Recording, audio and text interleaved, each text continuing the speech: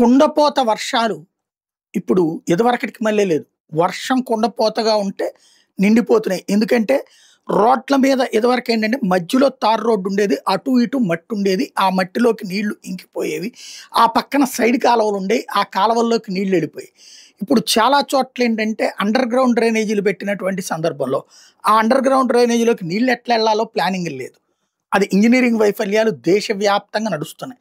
దాంతో పాటు ఈ మట్టి అనేటటువంటిది లేకుండా టోటల్ కాంక్రీట్ రోడ్స్ వేసేస్తున్నారు. దానివల్ల నీళ్లు ఇంకట్లేదు. దాంతో పాటు ఈ కాలువలు లేకపోవడం వలన నిండిపోవడంతో పాటు అది కాస్త వరదలలాగా తయారైపోతున్నాయి. వర్షమే వరదలుగా మారిపోతున్నటువంటి పరిస్థితి. ఇప్పుడు విజయవాడ నుంచి తమిళనాడు చెన్నైకి వెళ్ళేటటువంటి రోడ్డు తడ దాటిన తర్వాత తమిళనాడు ప్రాంతంలో వరద నీళ్లు రోడ్డు మీదకి వచ్చేసి ఏకంగా హైవే మీదకి వచ్చేసినాయి. ఆ మధ్యన మనకు కనుక ఇక్కడ కాజా దగ్గర వచ్చినటువంటి వరదల టైపులో నీళ్ళన్నీ హైవే మీదకి వచ్చేసినాయి. హైవే మీదన ట్రాఫిక్ జామ్ అయిపోయింది. ఎక్కడ వాహనాలు అక్కడే ఆపుకోవాల్సి వచ్చింది.